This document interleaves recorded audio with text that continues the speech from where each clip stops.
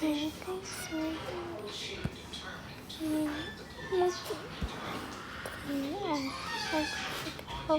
so sorry about the noise.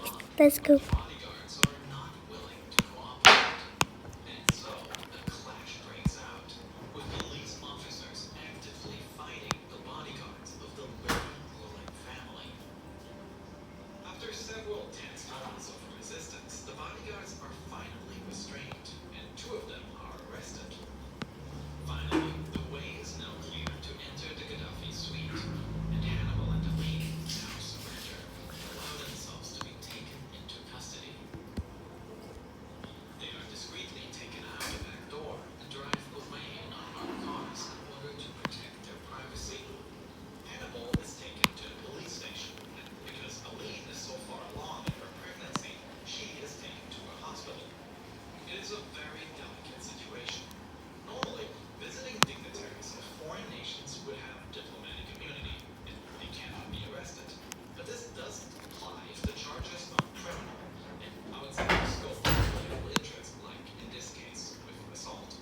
And besides being the son of the Libyan leader, Hannibal did not have diplomatic status in Switzerland at the time, and so Swiss officials decide to move forward with these charges.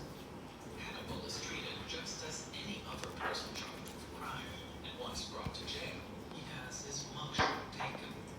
While the couple is held for 2 days, their attorney is working for any solution to try to get him out.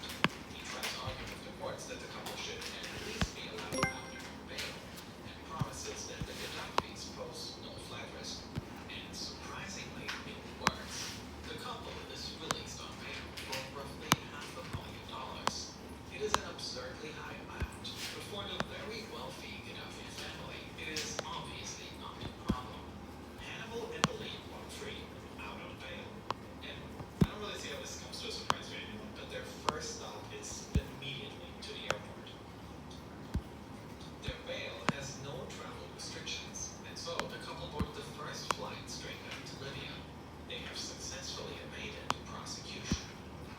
Once home, the Gaddafis reach an undisclosed financial settlement with the two servants, who then agree to drop all charges against Hannibal.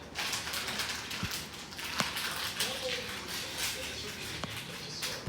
A bizarre international incident in which the Gaddafis, of course, got away with it. But actually, this is just the beginning, because this incident has made someone else really mad.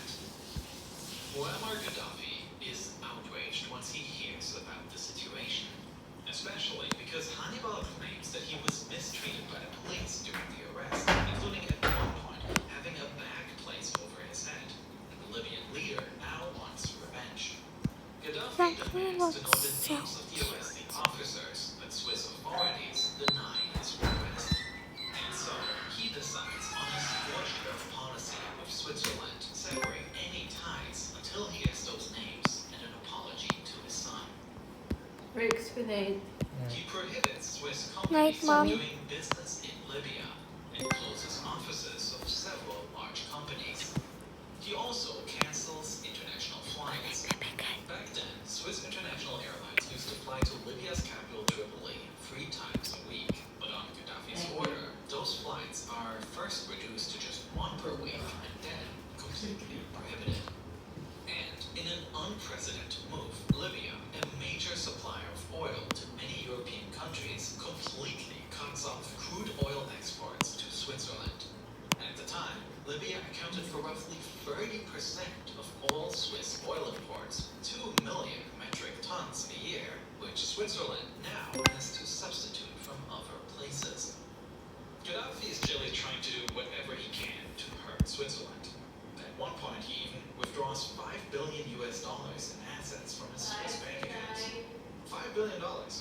Just for context, the entire GDP of Libya in that same year was $60 billion. And it is now when Gaddafi also appeals to other nations. In July of 2009, the G8 summit was held in Italy, with Libya invited as a guest nation.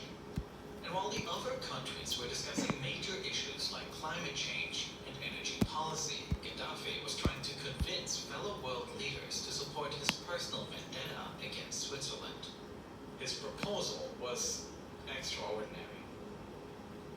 Switzerland should be dissolved entirely, with the French-speaking regions handed to France, the German-speaking regions to Germany, and the Italian-speaking ones to Italy.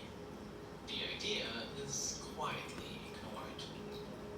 And so, he submits his infamous proposal again, this time to the United Nations, where it is quickly dismissed as the UN Charter prohibits nations from threatening the existence of other countries.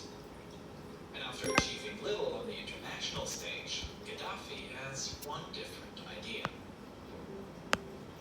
Up to this point, the fallout had been mere geopolitical, disruptive, sometimes costly, but abstract.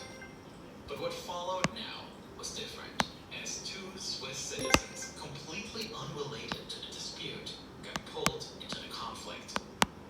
This is Max Goldie, and this is Rashid Hamdani. They both hold Swiss citizenship, and they work for the company ABB. Now ABB is one of those Swiss companies that was forced to end its operations in Libya following the arrest of Hannibal. Goldie and Hamdani are arrested, and they are charged with illegal residency and illegal economic activity, even though when they entered the country, none of this was in place. Just before he's taken to prison, Goldie manages to So this the the final Swiss chapter. embassy for advice because he knows he hasn't committed any crime.